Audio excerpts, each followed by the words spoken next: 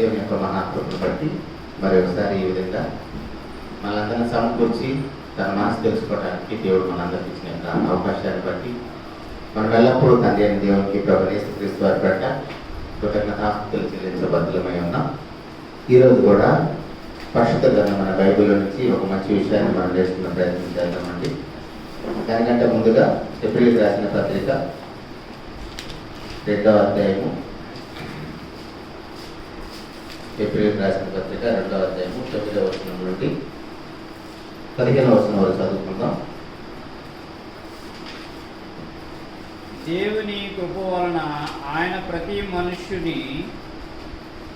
మనుష్యుని కొరకు మరణము అనుభవించినట్లు దూతల కంటే కొంచెము తక్కువ వాడుగా చేయబడిన యేసు మరణము పొంది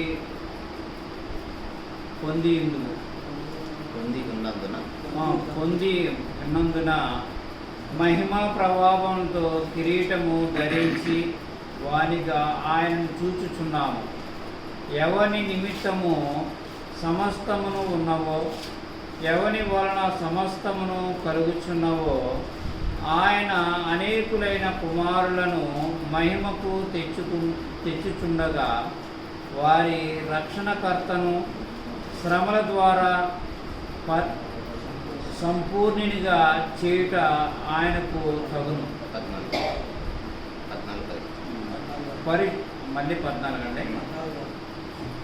కాబట్టి ఆ పిల్లలు రక్త మాంసములు గలవారైనందున ఆ ప్రకారమే మరణము యొక్క బలము గలవానిని అనగా అపవాదిని మరణము ద్వారా నశింపజేయుటకును జీవితకాలం అంతయు మరణ భయము చేత దాస్యమునకు లోబడిన వారిని విడిపించుటకును ఆయన కూడా రక్తమాంసములలో పాలువాడాయను.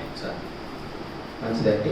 దేవుని మహాకృపను బట్టి చదవబడిన వాక్య భాగాన్ని ఈరోజు మనం ధ్యానించుకునే ప్రయత్నం చేద్దాం.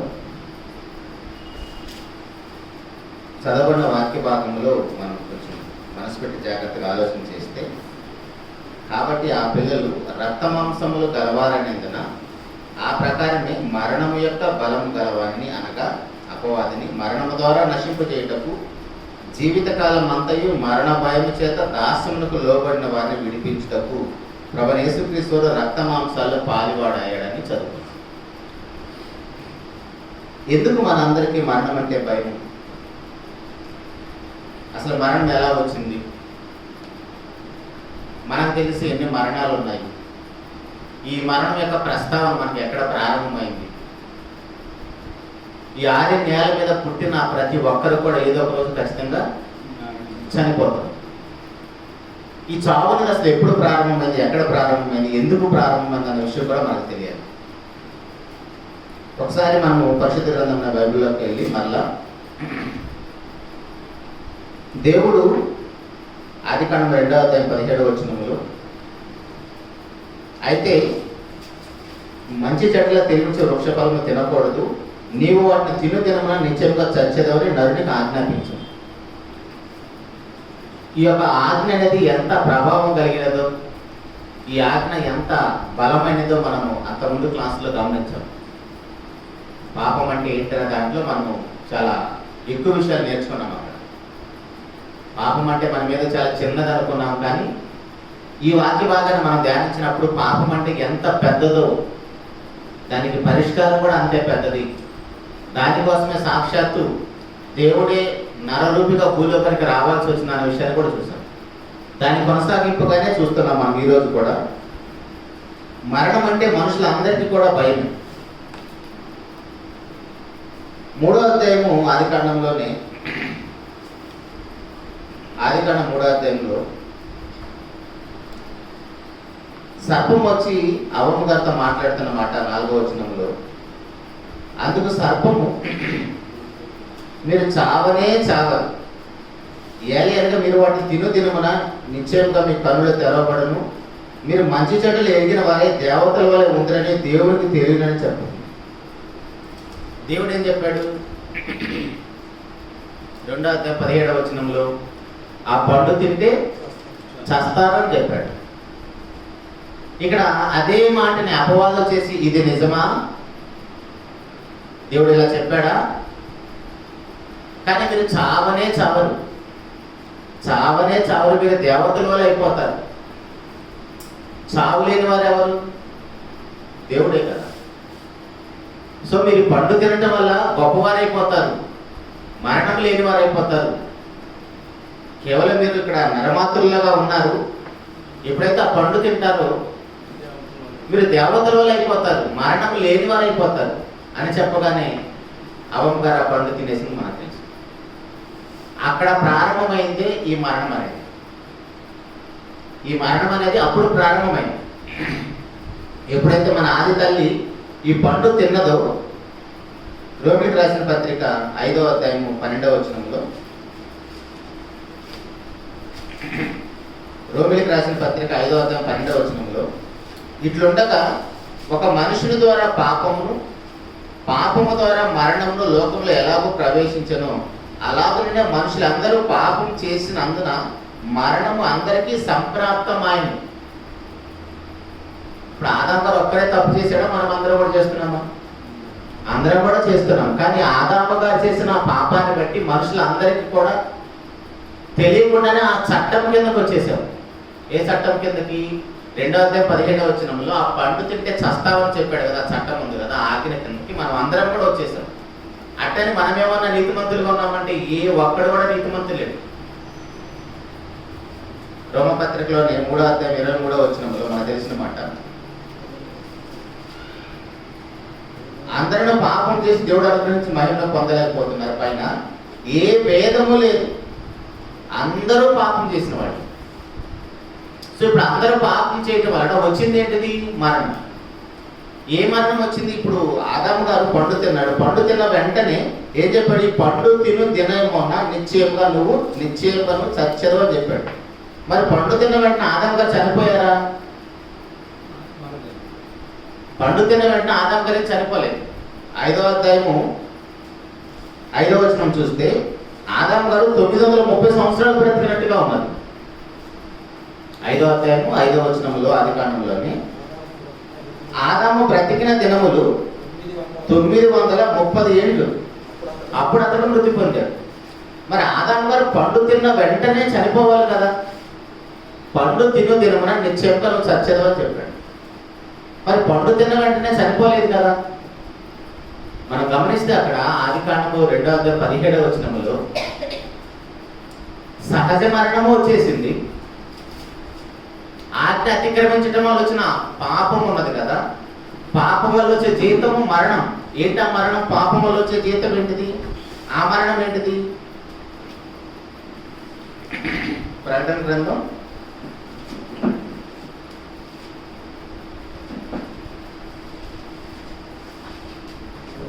21:8 పిరికివారును, అవిశ్వాసులను, అసఖ్యులను, నరహంతకులను, వ్యభిచారులను, మాంత్రికులను, విగ్రహారాధికులను, అబద్ధికులందరూ అగ్ని గంధకముతో మండు గుండంలో పాలు పొందులు. ఇది రెండవ మరణం. మనం గమనిస్తే ఆదికాండం 2:17 మనం చూసినప్పుడు ఎప్పుడైతే దేవుని మాటను మీరారో, దేవుని మాట లెక్క చేయలేదు, ఆజ్ఞ అతిక్రమించారో సహజ మరణం వచ్చింది, ఆత్మ సంబంధమైన మరణం వచ్చేసింది. దానితో పాటు జీవితకాలము దేవుడితో సంబంధం లేనిది ఏంటిది? నరకం.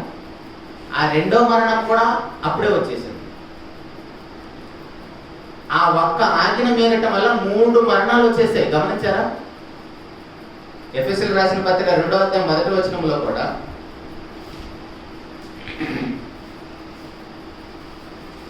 మీరు పాపముల చేతను అపరాధముల చేతను చచ్చిన వారై ఉండగా,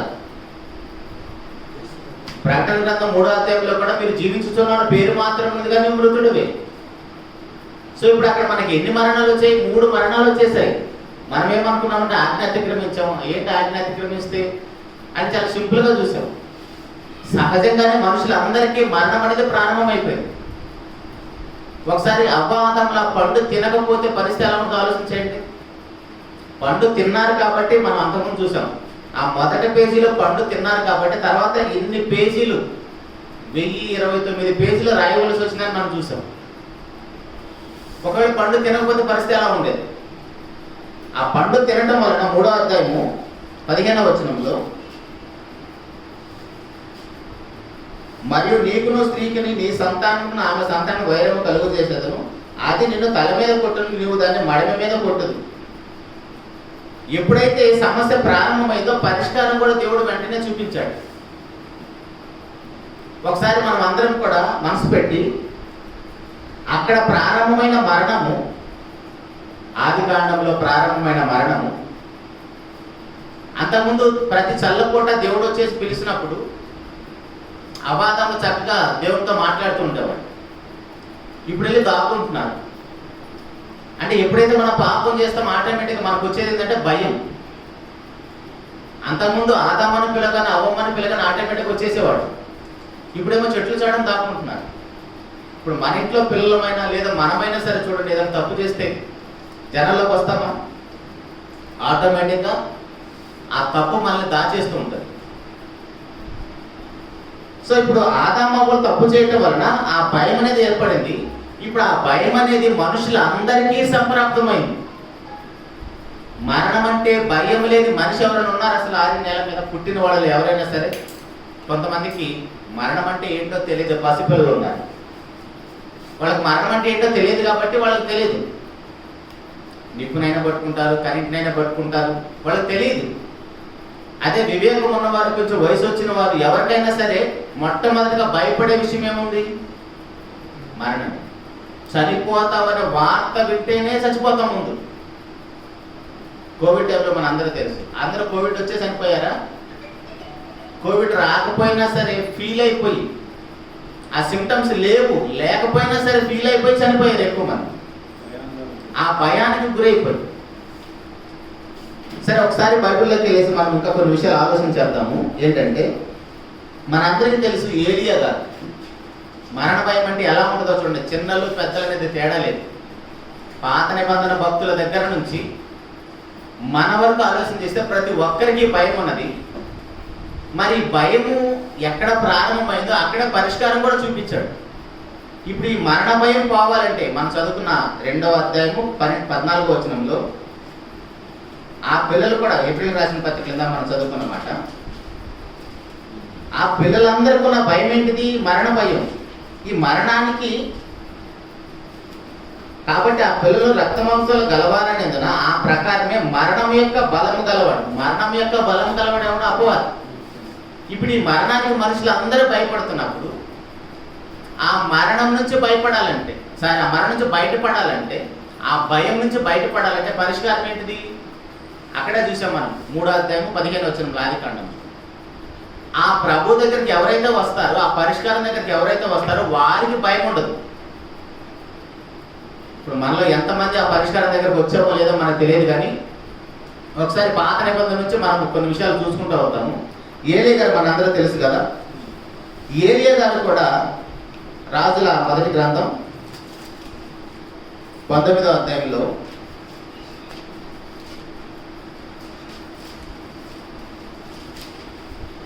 రాజుల మొదటి గ్రంథం 19వ అధ్యాయం 1వ వచనం నుంచి మనం చూస్తే, ఏలియా చేసినదంతా అక్కడ ఖడ్గం చేత ప్రవక్తలను అందరినీ చంపించిన సంగతి ఆహాబు యెజబెలు చెప్పేస్తాడు. ఆహాబు వెళ్ళి యెజబెలు చెప్పేస్తాడు. ఇప్పుడు యెజబెలు ఏం చెప్తుంది అక్కడ 2వ వచనంలో? యెజబెలు ఒక దూత చేత ఏలియాకు వర్తమానం పంపించేసి, రేపు ఈ వేళకు నువ్వు ఏ వేళకైతే ఇక్కడ ఉన్న వాళ్ళని చంపించేశావో అదే వేళకి, సపోజ్ ఒక 12 గంటలు చంపాడు అనుకో, అదే టయానికి నువ్వు కూడా చనిపోతావు అని యెజబెలు వార్నింగ్ ఇచ్చింది ఒక దూతను పంపించేసి. ఏలియా గారంటే మళ్ళాంటి సామాన్యుడు అండి. అంటే మరణ భయం అనేది ఎలా ఉంటుందో చూడండి. తర్వాత ఏలియా గారి పరిస్థితి చూడండి ఎలా ఉందో 3వ వచనంలో. కాబట్టి అతడు ఈ సమాచారం తెలుసుకొని లేచి తన ప్రాణమును కాపాడుకొనుటకై, అంటే ఏలియా గారు కూడా ప్రాణభయం ఉందా? మనలాంటి మనుషుడే కదా. ఆయన ఎంత పవర్ఫుల్ క్యాండిడేట్ మనందరూ తెలుసు. ఆయన ఎంత రోషం కలిగినవాడో మనకు తెలుసు. కానీ ఇక్కడ యెజబెల్ ముందు నిలబడలేక ఆ మరణ భయం చేత పారిపోతున్నాడు. పారిపోతూ ఒక దిన ప్రయాణం అంతా అరణ్యంలోకి వెళ్ళిపోయాడు. తన వెంట ఉన్న శిష్యుల్ని కొంచెం మీరు ఇక్కడ నిలబడండి అని ఆ మరణ భయం చేత ఒక దినమంతా ప్రయాణం అడవిలోకి వెళ్ళిపోయాడు. అదే శిష్యుల దగ్గరకు వచ్చేసి మెడ మీద కత్తి పెట్టేసి మీ గురువుగారు ఎక్కడున్నాడో చెప్పమంటే చెప్పరా? ఇప్పుడు మన పరిస్థితే సంథింగ్ ఏదో జరిగింది, మన మెడ మీద కత్తి పెట్టేసి కృష్ణపరాన్ని ఎక్కడున్నాడో చెప్పమంటే చెప్పమా? నేనన్నా బ్రతుకుతా ముందు, ఆయన పలానా చోట ఉంటాడు పోండి అని చెప్పమా? అలాగనే చెప్తారనుకొని ఏలియా గారు కూడా తన శిష్యులు అక్కడ పెట్టేసి ఒక దినం ప్రయాణం అంత దూరం లోపలికి వెళ్ళిపోయాడు. అంటే ఏలియా గారి కూడా మరణ భయం ఎలా ఉందో చూడండి. కానీ అదే ప్రభువైన యేసుక్రీస్తు వారు ఏ మరణాన్ని అయితే విరిచేశాడో, ఏ మరణ భయం అయితే తీసేశాడో, ఆ మరణం నుంచి ఆయన తిరిగి లేచిన తర్వాత పరిస్థితి ఏంటో కూడా మనకు తెలియాలి. ఇప్పుడు మనం అక్కడ ఉన్నాం. పాత నిబంధన బైబిల్లో భక్తులు అందరూ కూడా ఛాయిగా ప్రభువైన యేసుక్రీస్తు వారిని గురి కలిగి బ్రతికారు. కానీ ఈయన్ని ఆయనలో రుచి చూడలేదు, ముఖాముఖిగా చూడలేదు, ఆయన చూడాలని ఎదురు చూశారు. కానీ వాళ్ళు ఎవరికీ లేని భాగ్యం మనకు దక్కింది. అదేవిధంగా నాబాలు ఒక ఆయన ఉంటాడు సమూయేలు మొదటి గ్రంథంలో. ఈ నాబాలు గారు కూడా తన మందను మేపుతున్నప్పుడు నాబాలుకి దావీదు మహారాజు సహాయం చేస్తాడు. సహాయం చేస్తే దావీదు గారు ఏమంటాడంటే తన వారి పరివారందరూ కూడా భోజనాన్ని పంపించమని అడుగుతాడు. ఈయనేమో ఆ గొర్రెలు అన్నిటికీ బొచ్చు కత్తిరిస్తూ మంచి విందు చేసుకుంటా ఉంటాడు. కానీ దావీదు గారు ఎంత సహాయం చేసినా సరే భోజనం పంపించమంటే పంపించలేదు, పెట్టకపోగా ఎక్కువ తక్కువ మాట్లాడేస్తాడు. అది తెలిసి దావీదు గారు ఒక సైన్యాన్ని పంపించేసి తనని చంపడానికి బయలుదేరినప్పుడు ఈ విషయం ఎవరో వెళ్ళేసి తన భార్యకి చెప్తాడు, అబీగైలుకి చెప్తాడు. ఇప్పుడు ఈ అబీగైలు హడావుడిగా వంటలన్నీ సిద్ధం చేసేసి దావీదు గారు తీసుకుని వెళ్ళిపోతాడు. అయితే ఈయన ఎలాగైతే నాబాలు బాగా విందు చేసి, విందులో ఫస్ట్ ఏముంటుంది? తాగుడే ఉంటుంది. బాగా తాగి ఆ మొత్తంతా దిగిన తర్వాత మార్నింగ్ తన భార్య అబీగైలు జరిగిందంతా చెప్తాడు. జరిగినదంతా చెప్పినప్పుడు నాబాలు పరిస్థితి ఎలా ఉందో చూడండి. 37వ వచనంలో, మొదటి సమూయేలు గ్రంథం 25వ అధ్యాయం 37వ వచనంలో, ఉదయం నాబాలుకు మత్తు దిగినప్పుడు అతని భార్య అతనితో ఈ సంగతులు తెలియజెప్పగా భయము చేత అతని గుండె పగిలెను. ఎవరిది? నాబాలుది. దావీదు గారు వచ్చింది చంపలేదు అప్పటికి. తర్వాత 10 రోజులు కోమాలోకి వెళ్ళిపోయాడు, తర్వాత చనిపోయాడు. మరణ భయం ఎలా ఉంటుందో చూడండి. మామూలుగా తాగినప్పుడు పెద్ద మెదడు పనిచేయదంట. ఎవడన్నా గొడవ పట్టడానికి, తిట్టడానికి, కొట్లాడికి వెళ్ళేవాళ్ళు, చంపడానికి వెళ్ళేవాళ్ళు కూడా మత్తులోనే ఉంటారు చూడండి. వాడు గేట్ తిట్టడానికి కూడా ఓపిక ఉండదు. తాగేసి వచ్చేసి మన ఇళ్ళ మీదకి వచ్చేసి ఇప్పుడు రాంటా చూసుకుందామంట. ఎందుకు? పెద్ద మెదడు సరిగ్గా పనిచేయదు. గేట్ తిట్టడానికి ఓపిక లేనివాడు ఇంట్లో వాళ్ళకి వచ్చి ఏం కొడతాడు? అలాగే ఇక్కడ దావీదు గారి విషయంలో నాబాలు కూడా అలానే మాట్లాడతాడు. కానీ జరిగినదంతా మత్తు దిగిన తర్వాత జరిగినదంతా భార్య చెబితే ఆ మాట వింటేనే గుండె పగిలిపోయింది ఆయన. మరణ భయం ఎలా ఉందో చూడండి. తర్వాత 10 రోజులు ఉండి తర్వాత చనిపోతాడు. ఇప్పుడు మన పరిస్థితి కూడా చూడండి. మరణం అంటే ఎంత భయం వేస్తుందో మన అందరికీ. తర్వాత మనకు తెలిసిన ఇంకొక ఆయన హిజ్కియా గారు ఉన్నారు కదా, యెషయా గ్రంథంలో 38వ అధ్యాయము, యెషయా గ్రంథము 38వ అధ్యాయము మొదటి నుంచి మనం చూస్తే, హిజ్కియా గారు కూడా కన్నీళ్లు విడుస్తూ ప్రార్థన చేస్తున్నాడు చూడండి.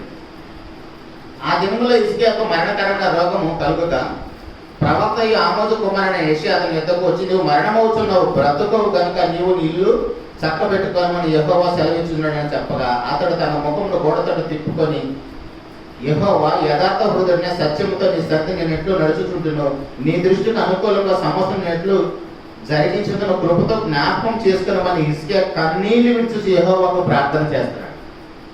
అంటే ప్రవక్తలకైనా ఎవరికైనా సరే మరణం అంటే ఎంత భయం వేస్తుందో చూడండి.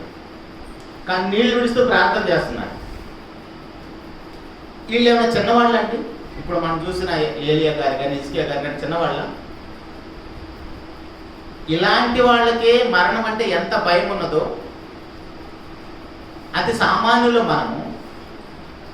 మనకి సమస్య ఎంత పెద్దదో తెలుసు, ఆ సమస్యకు పరిష్కారం ఎంత పెద్దదో తెలుసు. దానికోసం సాక్షాత్తు సృష్టికర్త అయిన దేవుడే నరరూపిగా భూలోకానికి వచ్చి మన స్థానంలో మరణించాడు. 2:9 అదే చదివి మన ఏప్రిల్ రాసిన పత్రికలో మనం చూస్తే 2:9 మన స్థానంలో చనిపోయాడు ఆయన. మన స్థానంలో నిలబడి చనిపోయాడు ఆయన. అంటే అది ఎంత పెద్ద ప్రమాదమో చూడండి. దాన్ని మాత్రం మనం గుర్తించట్లేదు. ఇప్పుడు యోబు గారి సంగతి కూడా మనకు తెలుసు కదా. 7వ అధ్యాయంలో యోబు గారు ఏమంటాడంటే, నేను ఉరి పెట్టుకొని చనిపోతే చాలనుకుంటాడు. అంటే ఆ బాధ తట్టుకోలేక నేను చనిపోతే బాగుండు అనుకుంటాడు. ఇక్కడ ఒక మాట గుర్తు చేస్తాను అందరికీ, యవనస్తులు కూడా ఉన్నారు కాబట్టి. మరి ముఖ్యంగా ఎవరైతే అపవాది చేత పీడించబడుతూ ఉంటారో, బైబిల్లో కొంతమంది మనకు తెలుసు కదా, అపవాది వాళ్ళని పీడించినప్పుడు ప్రతిసారి నీళ్ళలో పడిపోతున్నాడంట. ఎవరో ఉండి కాపాడుతూ ఉంటారు. అలాగనే మనలో కూడా చాలా మంది ఎవరైనా ఏదైనా అంటే తట్టుకోలేము. ఎవరైనా ఏదైనా అంటే తట్టుకోలేకపోతున్నాము అంటే అర్థం ఏంటి? శోధనలో ఉన్నామని అర్థం. ఇప్పుడు ఇలాంటి అపవాది, ఇలాగ అందరిని ప్రేరేపించే అపవాది ప్రభు వద్ద కూడా వచ్చేసి 3వ అధ్యాయంలో ఈయనే నా ప్రియ కుమారుడని ప్రజలందరికీ వినపడే విధంగా దేవుడు మాట్లాడాడు. 4వ అధ్యాయంలో అపవాది యేసుప్రభు దగ్గరకు వచ్చేమంటుంది, నువ్వు నిజముగా దేవుని కుమారుడు అయితే కిందకు దూకంటాను. 3వ అధ్యాయంలోనేమో ఈయనే నా ప్రియ కుమారుడని దేవుడు సాక్ష్యం ఇచ్చాడు. 4వ అధ్యాయంలో నువ్వు నిజంగా దేవుని కుమారుడు అయితే కిందకు దూకంటాను. ఇప్పుడు అదే ప్లేస్లో మనం ఉంటే ఎగ్గర దూకుతాం, కాళ్ళు చేతులు ఎదుగుతాయి, వీలైతే చచ్చిపోతాం కూడా. అది శోధనని మనం గుర్తించలేదు అనుకోండి. అది శోధనని మనకి ఎలా తెలుసుకోవాలి, ఎలా గుర్తుపట్టాలంటే, మనకి ఎవరో చెప్పరు, ఎందుకురా ఈ బతుకు నీకు, అసలు ఇంతమంది నిన్ను ద్వేషిస్తున్నాడు, నువ్వు ఎవరికి నచ్చట్లేదు, ఇంట్లో నీకు విలువ లేదు, బయట నీకు విలువ లేదు, నీది ఒక బతికేనా, ఇదంతా ఎలా ఉంటుందో మనమే ప్రేరేపించుకుంటూ ఉంటాం. అది అపవాది శోధన. మరి ముఖ్యంగా స్త్రీలు కూడా ఒంటరిగా ఉన్నప్పుడు వాళ్ళే ఆలోచించుకొని, యవనస్తులు కూడా, వివాహం అయిన వాళ్ళు కూడా ఎవరో లేనప్పుడు, ఒంటరిగా ఉన్నప్పుడు, నీకు భర్త దగ్గర నుంచి సహకారం లేదు, పిల్లల దగ్గర నుంచి సహకారం లేదు, అత్తమామల దగ్గర నుంచి కూడా నీకు సపోర్ట్ లేదు, ఎందుకు నీ బ్రతుకు? ఇలా అపవాది మళ్ళీ అందరినీ ప్రేరేపిస్తారు. అది అపవాది ప్రేరణని గుర్తుపెట్టుకోవాలి. మరణానికి ఈడ్చుకుపోతాడు. అదే మనం చదివిన 14 వచ్చింది. మరణ భయం చేత దాస్యములకు లోబడి వారిని అందరినీ, అపవాదికి ఎవరైతే లోబడతారో, అపవాది ఎవరైతే జయిస్తాడో వారందరూ కూడా మరణానికి వేడవబడుతూ ఉంటారు. వారికి ఏ క్షణమైనా చనిపోవచ్చు. వారి ఆలోచనలు ఎలా ఉంటాయంటే, ఏదైనా మంచి హైట్కి వెళ్ళారనుకో, ఇక్కడి నుంచి దూకితే ఎలా ఉంటుంది అనిపిస్తూ ఉంటుంది. ఇంట్లో ఏదైనా ప్రమాదకరమైన కనపడింది అనుకోండి, ఇది తాగేద్దాం అనిపిస్తూ ఉంటుంది. రియల్గా జరిగిన వాస్తవాలు కొన్ని. పొలానికి కొట్టాల్సిన పురుగు మందులు తీసుకొచ్చేసి భర్త ఇంట్లో ఆ గోడ మీద ఎక్కడ పెడితే, తన భార్య కంటే తను చూసినప్పుడల్లా తను తాగాలనిపిస్తూ ఉందంట. తన భర్తతో చెప్తే తన భర్త తను తీసుకెళ్ళిపోయి ఎక్కడ పెట్టేస్తాడు కనపడడం. అంటే ప్రమాదకరమైన చూసిన ప్రతిసారి ఆ ప్రేరణ మనకు వస్తుందంటే అర్థమేంటి? అపవాది శోధనలో ఉన్నామని అర్థం. ఒకసారి మనం డ్రైవింగ్ చేస్తున్నప్పుడు కూడా, నాకు కూడా అనిపించింది చాలాసార్లు, బైక్ అయినా కార్ అయినా నడిపిస్తున్నప్పుడు కూడా ఇట్లా తగిలితే ఏమైంది అనిపిస్తూ ఉంటుంది. డ్రైవింగ్ చేసేవాడు గమనించారా? ఆలోచన ఎప్పుడైనా వచ్చిందా? మన వెంటే ఉంటాడు వాడు, మనల్ని వెతుకుతూ తిరుగుతూ ఉంటాడు, ఎవరిని ఎక్కడ మింగేద్దామని. ఇది అపవాది శోధన. యోబు లాంటి మహాభక్తుడే, మీరు ఆ మాట చదవండి ఒకసారి యోబు గ్రంథంలో 7వ అధ్యాయం 15వ వచనంలో ఉంటుంది. కావున నేను ఉరి తీయబడవలని కోరుచున్నాడు. ఈ నా ఎముకలు చూచుట కన్నా మరణం పొందుట నాకు ఇష్టము. ఆయన శరీరం అంతా కూడా నలిగిపోయి తన ఎముకలు కనబడుతున్నాయంట. ఎందుకు ఈ బ్రతుకు, నాకు చనిపోతే మేలు అనిపిస్తుందంట. అంత మహాభక్తుడికి అపవాది శోధన ఎలా ఉంటుందో చూడండి. కానీ మనమేమో అపవాది చేత ఏడవబడుతున్న సంగతి మనం గుర్తించట్లేదు. అర్థమవుతుందా? ఎందుకు యవనస్తులైనా స్త్రీలైనా చాలామంది, ఇప్పుడు పురుషులు కూడా, భర్తలు కూడా, తండ్రులు కూడా చాలామంది, మీరు గమనించండి, మీ ఇంట్లో మీ తండ్రికి ఏమాత్రము ఇంపార్టెన్స్ ఉందో. యవనస్తులు ఎవరు కూడా తల్లిదండ్రులతో మాట్లాడరు, సెల్ ఫోన్లోనే ఉంటారు, ఫ్రెండ్స్తోనే గడుపుతారు. అమ్మ నాన్నతో కూర్చొని ఒక 10 నిమిషాలు మాట్లాడరు, టైం ఇవ్వరు అసలు. దాని దేవుడు భార్య భర్తలు ఇద్దరు కూడా మాట్లాడతారు. ఇప్పుడు వీళ్ళు ఎవరితో మాట్లాడుకోవాలి? ఖాళీగా ఉన్నాడు కాబట్టి అపవాది వాళ్ళని ట్రాప్ చేస్తుంది. ఆల్రెడీ దెయ్యం వదిలించిన సంగతి మనకు తెలుసు. దెయ్యం వదిలి వెళ్ళిపోయిన తర్వాత ఆ దెయ్యం మొత్తం తిరిగేసి వచ్చిందంట. ఎక్కడ చూసినా తనకు ప్లేస్ దొరక్క మరలా తన ఇంటికి తిరిగి వచ్చిందంట. తన ఇల్లు అంట. తిరిగి వచ్చేటప్పటికి బాగా ఊడ్చి ముగ్గేసి రెడీగా ఉందంట. ఇంత బాగుంది కాబట్టి తనతో పాటు ఇంకా మరి చెడ్డమైన 7 దెయ్యాలు తీసుకుని వచ్చిందంట. ఎంత దరిద్రమో చూడండి. ఒక దెయ్యం పడితేనే ఇడిపించుకోవడం కష్టమైతే ఇంకా అంతకంటే మరి చెడ్డమైన వాటిని వేసుకుని వచ్చిందంటే అపవాదికి మన హృదయము ఎంత అది నిలబడటానికి, అది సహవాసం చేయటానికి దానితో పాటు ఇంకా 10 మందిని వేసుకొని వస్తుందంటే ఏంటి? మన హృదయంలో వాక్యం లేదు, పరిశుద్ధత అనేది లేదు, దేవుని వాక్యం లేదు. సో ఇప్పుడు అలాంటి వాళ్ళకి ఎలాంటి ఆలోచన ఉంటుంది? వాళ్ళు చస్తారు లేదా చంపుతారు. వారి వల్ల కుటుంబానికి, సంఘానికి, సమాజానికి ప్రమాదమే ఉంటుంది ఎక్కడైనా. అని వీళ్ళు మనుషుల, మృగాల, ఏంటి ఇలా మారిపోయారు? మనం చూస్తున్నాం కదా, పసిబిడ్డలను కూడా పాడు చేస్తున్నారు, ముసలోళ్ళను కూడా పాడు చేస్తున్నారు. ఆ వార్తలు విన్నప్పుడు అని వీళ్ళు మనుషులేనా అనిపిస్తుంది కదా. సో వాళ్ళు అలా ఎందుకు చేయగలుగుతున్నారు? కారణం ఏంటంటే వాళ్ళ అపవాది యొక్క శోధనలో ఉన్న సంగతి వాళ్ళు ఎరగటం లేదు. అలాగనే ఇస్కరియోతు యూదా కూడా మనకు తెలుసు. అపవాది చేత ఏడవబడుతున్న సంగతి తెలియక వెళ్ళి ఉరిపెట్టుకున్నాడు.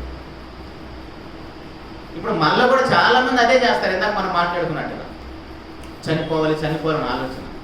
ఏంటి? చిన్న అవమానం వస్తే నష్టం ఏంటిది? ఏమైనా 10 మార్కులు తక్కువైతే నష్టం ఏంటిది? ఫెయిల్ అయితే నష్టం ఏంటిది? నష్టం ఏమైనా ఉందా? మరలా రాసుకోవచ్చు కదా. దానికోసం ప్రాణం తీసుకోవాలా? ఏంటి? మనకున్న కిరీటం కూడా కింద ఏమైనా పడుతుందా? ప్రాణం ఇచ్చింది దేవుడు కదా, అవయవాలను ఇచ్చింది దేవుడు కదా, తల్లిదండ్రులు ఏం చేయలేదు దానికోసం. మరి వీటన్నిటి వెనకాల దేవుడికి మనం లెక్క చెప్పాల్సిన అవసరం ఉంటుందా? సో మనకు తెలిసిన వాళ్ళు ఎవరు కూడా అలా ప్రేరేపించబడుతున్నారేమో, అలాంటి శోధనలో మనం గుర్తించాలి. అందుకే సంఘములో అందరి మధ్య ఫెలోషిప్ ఎందుకు ఉండాలంటే, అందరూ ఒకరికొకరు ఎందుకు మాట్లాడుకోవాలంటే, సంఘానికి ఎవరైనా రాకపోతే వాళ్ళకి ఫోన్లు చేసి ఎందుకు మనం మాట్లాడాలంటే, ఎబ్రీ పత్రిక 10:24 చూస్తే వాళ్ళు ఎవరైనా రాకపోతే వాళ్ళకి ఫోన్లు చేసి మరీ అడిగి ప్రేరేపించి వాళ్ళని మరలా సంఘానికి తీసుకురావాలి. చదువు నా మాట కూడా. కొందరు మానుకొనుచున్నట్లు సమాజంలో కూడుట మానక ఆ దినము సమీపించిన కొలది మరి ఎక్కువగా కూడుకొనుచు ఒకరికొకడు హెచ్చరించుచు ఆ దినము సమీపించుచుండగా మీరు మరి ఎక్కువగా కూడుకొనంటున్నాడు. అంటే ఎవరైనా సంఘానికి రాకపోతే వాళ్ళు అలా వదిలేయకూడదు. మన సంఘంలో ఎంతమంది ఉన్నారు అందరికీ తెలుసా? అందరూ ఫోన్ నెంబర్స్ తెలుసా? అసలు ఒక లిస్ట్ పెట్టుకోవాలి ఇక్కడ. దానికి కొంతమంది యవనస్తులైనా పెద్దలైన బాధ్యత తీసుకొని వాళ్ళ సమస్యలు ఏంటో ఎరగాలి. వాళ్ళ కుటుంబ సమస్యలు కానీ, అనారోగ్య సమస్యలు కానీ, ఏ సమస్య ఉన్నా మీకు సంఘం ఉన్నదని భరోసా ఇవ్వాలి. ఎవరు తీసుకుంటారు అలాంటి బాధ్యతలు? ఎవరింట్లో ఏ ఆర్థిక సమస్య ఉందో, అనారోగ్య సమస్య ఉందో కూడా మనకు తెలియదు. ఎవరింట్లో పస్తులు ఉంటున్నారో కూడా మనకు తెలియదు. కానీ మన కుటుంబం ఉంది కదా, వ్యక్తిగతంగా మనందరికీ కుటుంబాలు ఉన్నాయి కదా. మనకి ఎవరైనా బాగాలేకపోతే అందరికీ తెలిసిద్దా? 3 ఉన్నా, 4 ఉన్నా, 5 ఉన్నా, 10 మంది ఉన్నా సరే అందరికీ తెలిసిద్దా ఆ విషయం? ఎవరైనా భోజనం చేయకపోతే అందరికీ తెలిసిద్దా? మరి ఆ ఇంటికి ఈ ఇంటికి తేడా ఏంటిది? అది మన సొంత ఇల్లు, ఇది దేవుని ఇంట్లో మనం కూడా సభ్యులు. మన సొంత ఇంట్లో ఎలాంటి బాధ్యతలు ఉంటాయి, ఇక్కడ కూడా అలాంటి బాధ్యతలే ఉండాలి. అప్పుడు ఎవరైనా సూసైడ్ చేసుకున్న ఆలోచన వస్తుందా? ఎందుకంటే వాళ్ళు మనసు విప్పి మాట్లాడుకుంటారు కాబట్టి ఆ సమస్య తీరిపోతుంది. సమస్య చెప్పుకుంటే సగం తీరిపోతుంది కదా చాలా మంది. ఇప్పుడు భార్యతో భర్త మాట్లాడాడు అనుకోండి, ఒక 10 నిమిషాలు టైం ఇచ్చాడు అనుకోండి, ఏ భార్య అయినా కోరుకునేది నా భర్త నాతో కూర్చొని 10 నిమిషాలు మాట్లాడితే చాలని కోరుకుంటారు అంతే. కానీ ఆ టైం కూడా ఇవ్వకపోతే ఆమె బాధ ఎవరితో చెప్పుకోవాలి?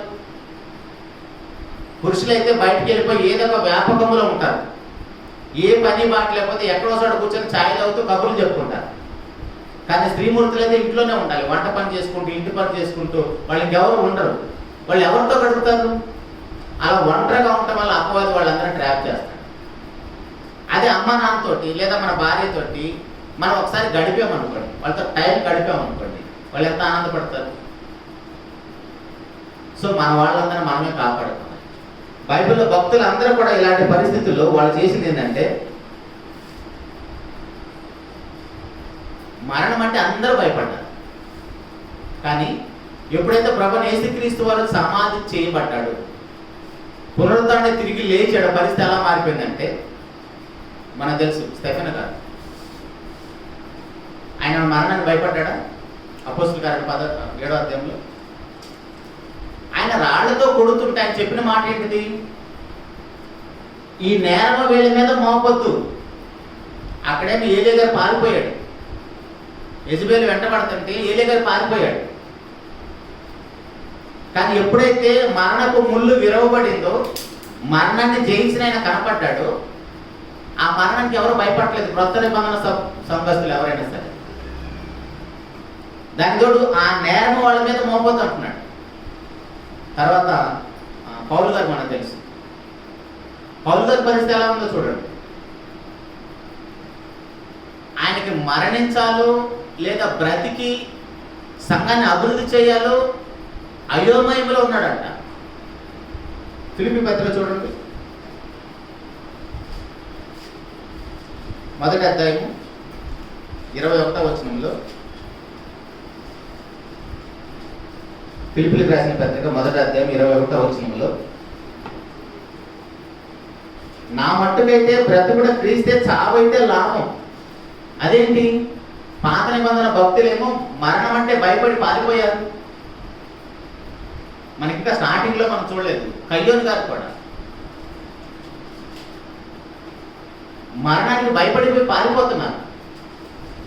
కానీ పరిష్కారం దొరికిన తర్వాత పౌలు లాంటి భక్తులు, బైబిల్ క్రొత్త నిబంధన భక్తులందరూ ఏమని మాట్లాడుతున్నారంటే, నా మట్టుకైతే బ్రతుకుడ క్రీస్తే, చావైతే లాభం. చావు ఎలా లాభం అవుతుంది? ఇప్పుడు మనం కూడా చనిపోతామా? మన చావు రాదంటే గ్యారెంటీ ఏమైనా ఉందా? చచ్చిపోతాం కదా. మరి మన చావు మనకు లాభాన్ని ఇస్తుందా? పౌలు గారికి, ఇందాక మనం చూసిన స్టెఫెన్ గారికి ఎలాంటి లాభం వచ్చిందో, వాళ్ళకి ఎందుకు లాభం అయిందో మరణము, అది మనకు తెలిస్తే, మనం గ్రహిస్తే, మనకు కూడా మరణం అనేది ఖచ్చితంగా వస్తుంది ఏదో క్షణం. అది ఎప్పుడైనా కావచ్చు. ఆ మరణం మనకు లాభం అవ్వాలంటే వాళ్ళకి ఎందుకు లాభం అయింది? మనకెందుకు మరణం అంటే భయం అవుతుంది. అదే మరణం అందరికీ వస్తుంది కదా. మనకేమో మరణం అంటే భయం, వాళ్ళకేమో మరణం అంటే లాభం అంట. నా మట్టుకైతే బ్రతుకుడు క్రీస్తే, చావైతే లాభము. అయినను శరీరమందు నేను జీవించుటయే నాకున్న పనికి ఫలసాధనమైన ఎడల నేనేమి కోరుకుంది నాకు తోచట్లేదు. ఈ రెండింటి మధ్య ఇరుకును పడి ఉన్నాను. నేను వెడలిపోయి క్రీస్తు కూడా ఉండవలని నాకు ఆశ కలుగుతున్నది. అయినా నాకు మరణం అంటే లేదు. పౌలు గారి కంటే త్వరగా చనిపోయి ప్రభుతో కలిసి ఉండాలని ఉందంట. ఇంకొక పక్కేమో, నేను వెళ్ళిపోతే నా సంఘం పరిస్థితి ఏంటి? నేను సంఘంలో ఉంటే ఈ సంఘాన్ని ఇంకా డెవలప్ చేయొచ్చు. నేను ఇంకా సంఘంలో ఉంటే ఈ సంఘంలో క్రీస్తు ప్రభు యొక్క స్వరూపాన్ని తీసుకొని రావచ్చు. అదే రోమా సంఘంతో మాట్లాడతాడు ఆయన. రోమిలకు రాసిన పత్రిక 1వ అధ్యాయము 13వ వచనంలో. రోమిలకు రాసిన పత్రిక 1వ అధ్యాయం 13వ వచనంలో, సహోదరులారా, నేను ఇతరులైన అన్యజనుల్లో ఫలము పొందినట్లు మీలో కూడా ఫలం ఏదైనా పొందవలని అనేక పర్యాలను మీ ఎదుగు రానుద్దేశించి తిని, కానీ ఇది వరకు ఆటంకపరచబడుతుంది. అంటే ఈయన ఎక్కువసార్లు రోమా సంఘానికి వెళ్ళాలని ఆశపడ్డాడట, కానీ ఆటంకపరచబడుతున్నాడట. వేరే సంఘాల్లో అన్ని జనుల్లో ఎలాగైతే ఫలం వచ్చిందో మీలో కూడా అలాంటి ఫలం రావాలని ఆశపడుతున్నాను. 7వ అధ్యాయంలో కూడా 4వ వచనంలో, రోమిలకు రాసిన పత్రికలో 7వ అధ్యాయం 4వ వచనంలో, కావున నా సహోదరులారా, మనము దేవుని కొరకు ఫలము ఫలించినట్లు మృతుల్లో నుండి లేపబడిన క్రీస్తు అను వేరొకరిని చేరుటకై మీరును ఆయన శరీరము ద్వారా ధర్మశాస్త్ర సంబంధమైన ఎడల ధర్మశాస్త్ర విషయమై మృతులైతిరి. ఇప్పుడు రోమిలందరూ కానీ అక్కడ యూదులందరూ కూడా ధర్మశాస్త్ర విషయంలో చనిపోవాలి. అప్పుడు క్రీస్తు ప్రభు యొక్క మరణ సమాధి పునరుద్ధానం యొక్క విలువ ఏంటో వాళ్ళకి అర్థమవుతుంది. వాళ్ళు ఇంకా ధర్మశాస్త్రాన్ని పట్టుకొని ఊగులాడుతూ ఉన్నారనుకోండి, వాళ్ళకి ఎలాంటి ప్రయోజనం ఉండదు. ధర్మశాస్త్ర విషయంలో చనిపోవాలి. అలా ఎవరైనా చనిపోయారంటే అదే పౌలు గారు చెప్తాడు. గలతీయులకు రాసిన పత్రికలో పౌలు గారు ఎన్ని విషయాలు చెప్తున్నాడంటే ఆయన జీవితంలో ఏం జరిగిందో కూడా చెప్తాడు కదా. గలతీయులకు రాసిన పత్రిక 2వ అధ్యాయం 20వ వచనంలో, నేను క్రీస్తుతో కూడా సిలువ వేయబడి ఉన్నాను, ఇకను జీవించిన వాడను నేను కాను, క్రీస్తే నా యందు జీవించుచున్నాడు, నేనిప్పుడు శరీరమందు జీవించుచున్న జీవితము నన్ను ప్రేమించి నా కొరకు తనను తాను అప్పగించుకొనిన దేవుని కుమారుని విశ్వాసం వల్ల జీవించుచున్నాను. అంటే పౌలు గారికి మరణం అంటే ఎందుకు లాభం అవుతుందంటే, బ్రతికి ఉంటేనేమో సంఘంలో అన్ని సంఘాలు తిరిగి అందరిలో క్రీస్తు ప్రభు యొక్క స్వరూపాన్ని తీసుకొని వస్తాను, దానికోసం నేను ఎంతైనా శ్రమ పడతాను. చనిపోయానా, మరణం వచ్చిందా, అది నాకు లాభం. ఎందుకంటే సాక్షాత్తు క్రీస్తు ప్రభు వారితో ఉంటాను నేను. ఎంత ధైర్యమో కదా అది. కానీ మనకేమో మరణం అంటే భయం. ఇప్పుడు మరణం అంటే భయం లేని స్థితిలోకి మనం ఎప్పుడు వెళ్ళగలము? ఆ క్రీస్తు ప్రభు వారు మరణాన్ని ఏం చేశాడో మనకు తెలిస్తే, ఒక మంచి ఉదాహరణ చూస్తే, పాడుపడ్డ కోటలు అవి ఉంటాయి కదా, దాంట్లో మనుషులు ఎవరో సంచారం చేయట్లేదు. ఆ కోటలో పోయినట్టు ఎవడో తిరిగి రావట్లేదు, మొత్తం గాఢాంధకారం ఉంది. ఆ తలుపు తీసుకుని ఎవడైనా లోపలికి వెళ్తే తిరిగి రావట్లేదు. ప్రజలందరూ అలా చూస్తూ ఉన్నారనుకోండి. ఆ ప్రజల్లోంచి ఎవడైనా ఒకడు లోపలికి వెళ్ళిపోయి 1 గంట తర్వాత 2 గంటల తర్వాత సేఫ్గా తిరిగి వచ్చాడు అనుకోండి, మళ్ళీ 2వ రోజు పాటని ధైర్యం చేస్తారా? వాడైతే వచ్చాడులే, నాకెందుకు ఈ ప్రమాదం పోకుండా. ఒకడు వెళ్ళేసి వచ్చాడు కాబట్టి ఒకరి తర్వాత ఒకరు వెళ్ళటానికి సాహసం చేస్తాడు. భూగర్భాల్లో కూడా అక్కడక్కడ స్వర్గాలు ఉంటాయి కదా, ఒకడు వెళ్ళేటనుకో వాడి వెంట ఒకటి వెళ్తూనే ఉంటారు. అలాగనే ప్రభువైన యేసుక్రీస్తు వారు మనుషులందరూ కూడా ఏ మరణానికి అయితే భయపడుతున్నారో ఆ మరణాన్ని ఆయన జయించి తిరిగి లేచాడు. కాబట్టి ఆ పిల్లలు రక్త మాంసాలు గలవారనేందున ఆ ప్రకారమే మరణం యొక్క బలాన్ని ఆయన విడిచేశాడు. 1 కొరింథీ పత్రిక 15వ అధ్యాయంలో, ఓ మరణమా నీ విజయం ఎక్కడ, ఓ మరణమా నీ ముళ్ళు ఎక్కడ అంటున్నాడు. ఆ మరణాన్ని, ఏ మరణం అయితే ప్రజలందరికీ మనుషులందరికీ భయం కలుగుతుందో ఆ మరణాన్ని చాలా సాదాసీదంగా ప్రభువైన యేసుక్రీస్తు వారు ఓడించేశాడు. చెప్పినట్టుగా 3వ దినం తిరిగి లేచాడు. మనం చాలాసార్లు సోషల్ మీడియాలో వింటూ ఉంటాం, నిజంగానే దేవుడైతే శిలువ నుంచి దిగి రావచ్చు కదని. దిగొస్తే గొప్పే ఉంది, ఆ 3 మేకలు పీక్కుంటే గొప్పే ఉండదు. చెప్పినట్టుగానే 3 రోజులు సమాధిలో ఉండి రోమా సైనికులందరి చేత భద్రం చేయబడి అప్పుడు తిరిగి లేస్తే కదా గొప్పతనం. ఆ ఖాళీ సమాధి నేటి కూడా సాక్ష్యం ఇస్తుంది. మరణం అంటే భయపడుతున్న మనుష్య జాతి మొత్తానికి కూడా ఆ ఖాళీ సమాధిని చూస్తే భయపోవాలి. ఏ మరణానికైతే మనం భయపడుతున్నాం, ఏ సమాధిలోకి వెళ్తామో భయపడతాము. చూడండి, సమాధి అంటే భయం అనుకుంటే మనం పునరుద్ధానం పొందలేము. సమాధిని చూస్తే మనకు భయం కలగకూడదు. సమాధిలోకి మనం వెళ్తేనే పునరుద్ధానంలో తిరిగి లేస్తాం. అర్థమవుతుందా? సమాధులు చూసినప్పుడు ఓహో, సమాధిలో ఉన్న వారందరూ కూడా ప్రభువైన యేసుక్రీస్తు వారు వచ్చినప్పుడు వీళ్ళంతా కూడా తిరిగి లేస్తారు, మనం బ్రతికున్నాం. సో ఇప్పుడు సమాధి చూసి మనం భయపడుతున్నాం అనుకో, మరణాన్ని చూసి భయపడుతున్నాం అనుకో, మనకు పునరుద్ధానం ఉండదు. అది అపోస్తలుడైన పౌలు గారు చెప్తున్నారు. మరణానికి మనం భయపడాల్సిన అవసరం లేదు.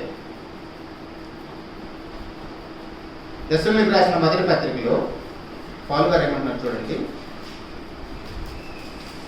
మొదటి పత్రిక 4వ అధ్యాయము 14వ వచనం నుండి. దశలోనికి రాసిన మొదటి పత్రిక 4వ అధ్యాయం 14వ వచనం నుంచి, యేసు మృతి పొంది తిరిగి లేచినని మనము నమ్మిన ఎడల. ఎందుకు మనకు మరణం అంటే భయం వస్తుందంటే, ఇంకా మనం మరణానికి భయపడుతున్నామంటే యేసు ప్రభు చనిపోయి తిరిగి లేచాడని మనము పరిపూర్ణంగా నమ్మటం లేదు. అదే చెప్తున్నాడు. యేసు మృతి పొంది తిరిగి లేచినని మనం నమ్మిన ఎడల అదే ప్రకారము యేసునందు నిద్రించిన వారిని దేవుడు ఆయనతో కూడా వెంట పెట్టుకొని వచ్చును. మేము ప్రభు మాటను బట్టి మీతో చెప్పినదేమనగా, ప్రభు రాకడ వరకు సజీవులమై నిలిచి ఉండి మనము నిద్రించిన వారి కంటే ముందుగా ఆయన సన్నిధిని చేరుతాము. ఆర్భాటముతోను ప్రధాన దూత శబ్దముతోను దేవుని బోరతోను పరలోకం నుండి ప్రభు దిగివచ్చును. క్రీస్తునందుండి మృతులైన వారు మొదట లేతురు. ఆ మీద సజీవులమై నిలిచి ఉండి మనము వారితో కూడా ఏకంగా ప్రభువును ఎదుర్కొంటకు ఆకాశ మండలకు మేఘముల మీద కొనిపోబడుదుము. కాగా మనము సదాకాలము ప్రభుతో కూడా ఉందుము. చనిపోవటం వల్ల మనకు కలిగే మేలు ఏంటండి? సదాకాలం ప్రభుతో కూడా ఉంటాం. ఇప్పుడు సదాకాలం మనం ప్రభుతో కూడా ఉండాలంటే మనకి చావంటే భయం అయితే ప్రభుతో పాటు ఎలా ఉంటాం? ఇందాక మనం స్టార్టింగ్లో విన్నట్టుగానే ఎవరైతే ఇంకా పాపంలోనే ఉంటారో, ఎవరైతే అపవాది శోధన చేత ఏడవబడుతూ ఉంటారో, మరణ భయంలో ఉంటారో, అపవాది యొక్క రాజ్య సంబంధులుగా బ్రతుకుతారు, లోక సంబంధులుగా బ్రతుకుతారు, వారికే మరణం అంటే భయం. వారే భయంతో ఉంటారు. అపవాదంలో తప్పు చేయకముందు దేవుడు పిలిచిన ప్రతిసారి వచ్చి ఎంతో ముచ్చటించారు. కానీ ఎప్పుడైతే తప్పు చేశారో ఆయన స్వరం వినగానే భయం వచ్చేసింది. సో ఇప్పుడు మనం కూడా భయపడుతున్నాం అంటే ప్రతిదానికి, చిన్నలైన పెద్దలైన ఎవరైనా సరే భయపడుతున్నాము అంటే అర్థం మనలో ఇంకా పాపం ఉందని అర్థం. మన మనసాక్షి మన మీద దోషారోపణ చేస్తుంది, నువ్వు పాపివి అని. సో దాన్ని బట్టి మరణం అంటే మనకి ఇంకా భయం. సో మా మనసాక్షి శుద్ధీకరించబడాలి. పర్లేదు, నువ్వు పాపం చేసావు, నువ్వు పాపివి అయినా సరే నీ పాపం కోసం ఒక ఆయన మరణించాడు. ఆయన మరణించాడు కాబట్టి నీ స్థానంలో ఆయన కాల్చిన రక్తంతో నీ ప్రతి పాపాన్ని కడిగాడని మన మనసాక్షి మన మీద దోషారోపణ చేయకుండా ఉండాలి. మనసాక్షి అనేది మన హృదయంలో దేవుడు పెట్టిన ఒక పోలీస్ స్టేషన్.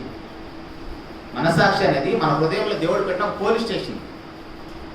పోలీసులు వచ్చారంటే మనం భయపడతానంటే అర్థం ఏంటిది?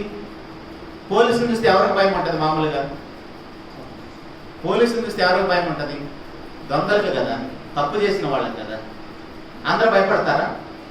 పోలీసు వస్తారంటే ఎవడో పారిపోతున్నాడు అంటే వాడు ఏదో చేశాడు, అందరూ పారిపోతారా? ట్రాఫిక్ పోలీసు ఉన్నా సరే ఒకడు పక్క నుంచి పోతాడంటే అర్థం ఏంటిది? వాడి దగ్గర ఏమో లేవు, అప్పటికప్పుడే దిగి నడిపించుకుంటా పోతాడు బండి. హెల్మెట్ లేదో, పేపర్స్ లేవో, ఏదో సంథింగ్ ప్రాబ్లం ఉంటుంది. సో ఇప్పుడు అలాగనే మరణం అంటే మనకు భయం వస్తుంది అంటే కారణం ఏంటంటే మనం ఇంకా మన హృదయం శుద్ధి చేయబడలేదు, మనకి ఇంకా పాపక్షమాపణ జరగలేదు. ఒకవేళ మన పాపక్షమాపణ జరిగితే మన హృదయంలోకి ఎవరు వస్తారు? పరిశుద్ధాత్మ దేవుడు వస్తాడు. పరిశుద్ధాత్మ దేవుడు వస్తే మనకు భయం ఉండదు. పరిశుద్ధాత్మ దేవుడు వస్తే మనకు భయం ఉండదు. అదే ఫిలిప్పీలతో అపోస్తలుడైన పౌలు గారు మాట్లాడు, ప్రభునందు ఎల్లప్పుడూ ఆనందంగా ఉన్నాడు. మరలా చెప్పుదని ఆనందంగా ఉన్నాడు. కానీ మనకి దేని విషయంలో ఆనందం ఉంటుందండి? మన కుటుంబంలో మనకి వ్యక్తిగతంగా కూడా మనకి ఏ విషయంలో ఆనందం ఉంటుంది? ప్రభువును బట్టి ఆనందించే స్థాయికి మనం వెళ్ళనంత వరకు, మరలా చెప్తున్నాం, ప్రభువును బట్టి మనం ఆనందించే స్థాయికి వెళ్ళనంత వరకు మనకి మరణం అంటే భయమే. చిన్న బలహీనత వచ్చినా వణికిపోతాం, 10 మందికి ఫోన్ చేస్తాం, ప్రతి టెస్ట్ చేయించుకుంటాం. మనం అంతకుముందు మెసేజ్లో విన్నాం కదా, ఈ యాక్సిడెంట్లు, ఈ రోగాలు, ఇవన్నీ కూడా దేనికోసం వస్తున్నాయి? మనల్ని మన చావుకు దగ్గర చేయడానికి వస్తున్నాయి. భక్తిగా ఉండొచ్చు, పాపిగా ఉండొచ్చు, మరణం అనేది ఖచ్చితంగా మనకు వస్తుంది కదా. ముగించుకుందాము. మరణం అనేది మనకు ఖచ్చితంగా వస్తున్నప్పుడు ఇంత తొందరగా, అప్పుడు వాళ్ళకేమో 1000 సంవత్సరాలు ఉంది కదా, మరి 1000 సంవత్సరాలు ఉన్న మరణము మనకి ఇంత తొందరగా వచ్చేస్తుంది. లాస్ట్ ఇయర్ చూసిన ఈ సంవత్సరం చాలా మంది లేరు. అరే చక్కగా కలిసి ఉన్నాడు, బాగా ఆరోగ్యంగా ఉన్నాడు అనుకుంటే సడన్గా చనిపోతున్నారు. కారణం అది ఎలాగైనా రావచ్చు. మరణం ఖచ్చితంగా మన అందరికి వస్తుంది. కాబట్టి మరణానికి భయపడిన స్థాయిలోకి మనం వెళ్ళిపోవాలి. అలా మరణానికి భయపడిన స్థాయిలోకి మనం వెళ్ళాలంటే మనకి పాప క్షమాపణ జరగాలి. పాప క్షమాపణ ఎప్పుడైతే జరుగుతుందో మన హృదయం శుద్ధి చేయబడుతుంది. మన హృదయంలోకి పరిశుద్ధాత్మ దేవుడు వస్తాడు. పరిశుద్ధాత్మ దేవుడు మన హృదయంలో ఉంటే అసలు మనకు భయమే ఉండదు. అట్టని రోగాలు తెచ్చుకోవాలని, యాక్సిడెంట్ చేసుకోవాలని అలాంటి ఆలోచనలు వచ్చినాయి అనుకోండి, అది ఎవరి శోధన? నువ్వు కొండెక్కావు, ఏదో మంచి బిల్డింగ్ ఎక్కావు, బిల్డింగ్ ఎక్కావంటే ఏదో పని చేసుకోవడానికి అక్కడి నుంచి దూకుతానంటే, సో అది అపవాద ప్రేరణ. డ్రైవింగ్ చేస్తున్నావు, ఏదో యాక్సిడెంట్ చేయాలని ఆలోచన వచ్చిందంటే ఎట్టయినా చచ్చిపోతాం కదా అని, ఎప్పుడైనా మరణం వస్తుంది కదా అని ముందే చచ్చిపోదామంటే అది ఆత్మహత్య అవుతుంది కదా. ఎలాగైతే యోబు గారు ఆ శ్రమలు తట్టుకోలేక నేను ఉరి తీయబడితే చాలు మేలు అంటున్నాడు కదా. అపవాదాలు శోధించినప్పుడు అందరికి అలాంటి ఆలోచనలు వస్తాయి. సో ఇప్పుడు అలాంటి ఆలోచనల నుంచి మనం బయటపడి మరణం ఎలాగొచ్చినా పర్వాలేదు. స్టెఫెన్ గారు చాలా ఈజీ మరణం పొందుతున్నాడండి. రాళ్ళతో కొట్టబడటం అంటే ఎటు నుంచి ఎవరొచ్చి ఏ రాయి తగ్గుతుందో తెలియదు, ఎక్కడ తగిలిద్దో తెలియదు. కానీ అలా రాళ్లతో కొట్టబడుతున్నప్పుడు కూడా నమ్మిన వారు, అక్కడ ఏం రాయబడిందండి, నమ్మి బాప్తీసం పొందిన వారు రక్షించబడి. ఏం నమ్మాలి? ఎలాంటి మరణం వచ్చినా పర్వాలేదు, నేను ప్రభుతో పాటు ఉంటాను. ఇప్పుడు చచ్చిపోతూ కూడా ఆయన చెప్పిన సాక్ష్యం ఏంటిది? ఈ నేరం వీళ్ళ మీద మోపొద్దు. అదే మాట ప్రభువు యేసుక్రీస్తు వారు చెప్పాడు కదా. అదే నమ్మటం అంటే. నేను నమ్మాను, బాప్తీసం పొందానంటే ఏమి నమ్మాం? ఇంట్లో కనీసం భార్యని క్షమించం, భర్తని క్షమించం, పిల్లలను క్షమించం, తల్లిదండ్రులు క్షమించం, మన కుటుంబ సభ్యులను క్షమించం, అత్తమామలను క్షమించం, స్నేహితులను క్షమించం. క్షమించే గుణమే లేదు, ప్రేమించే గుణమే లేదు. మనమేమి నమ్మాము? సో అందుకే మనకి ఇంకా మరణం అంటే భయం ఉంది. కానీ పరిపూర్ణంగా ఎవరైతే యేసుక్రీస్తు ప్రభు వారు సమాధి చేయబడి లేఖనాల ప్రకారం, అలాగే లేఖనాల ప్రకారం తిరిగి లేచాడని ఎవరైతే హృదయపూర్వకంగా విశ్వసిస్తారో వాళ్ళు నమ్మటానికి అపోస్తలుల కార్యం 17:34 అందరికీ ఆధారాన్ని ఇచ్చాడు ఆయన. ఆ మాట చూసుకొని ముగించుకున్నాం. ఏమో నేను చచ్చిపోతే తిరిగి లేస్తానో లేదో, ముందైతే ఆ చీకటి గుబులోకి పోయినోడు తిరిగి వచ్చాడు, మరి నేను వస్తానో రానని డౌట్ ఉందనుకోండి, ఇక్కడ ప్రభువారి గురించి రాయబడిన మాట చూడండి 31వ ఎందుకనగా తాను నియమించిన మనుషుని చేత నీతిని అనుసరించి భూలోకం తీర్పు తీర్చబడి ఒక దినమును నిర్ణయించున్నాడు.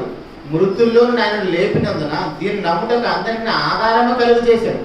ఇదిగో నా కుమార్తె తిరిగి లేపాను, మీరు కూడా ఆయనలాగా బ్రతికితే మీరు లేస్తారు. అఫ్కోర్స్ మరి పాపులు లేవరా అంటే పాపులు కూడా లేస్తారు. మరి వాళ్ళు ఎందుకు లేస్తారు?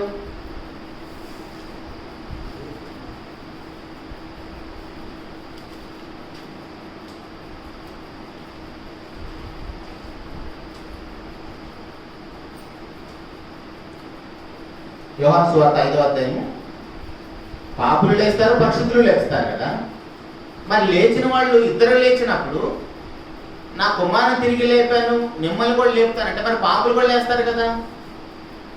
అందుకే చెప్తున్నాడు చూడండి, యోహాను సువార్త 5వ అధ్యాయము 28వ దీనికి ఆశ్చర్యపడకుండా ఒక కాలం వచ్చుతున్నది, ఆ కాలంలో సమాధిలో ఉన్న వారందరూ ఆయన శబ్దం విని మేలు చేసిన వారు జీవ పునరుద్ధానమును, కీడు చేసిన వారు తీర్పు పునరుద్ధానమును బయటికి వస్తారు. లేస్తారు, 100% లేస్తారు, ఇద్దరు లేస్తారు. మంచివారు చెడ్డవారు ఇద్దరు లేస్తారు. కానీ మేలు చేసిన వాళ్ళేమో జీవ పునరుద్ధానం పొందడానికి లేస్తారు, పాపులేమో తీర్పు పాలవడానికి లేస్తారు. ఇప్పుడు అలాంటి మరణం, అలాంటి పునరుద్ధానం కలిగి ఉపయోగమే ఉంటుంది? మరలా తీసుకెళ్ళి నిత్య శిక్షలో పడేయాల్సి వస్తుంది. కాబట్టి ప్రియ దేవుని సంగమా, ఖచ్చితంగా మరణం అనేది మనకు వస్తుంది.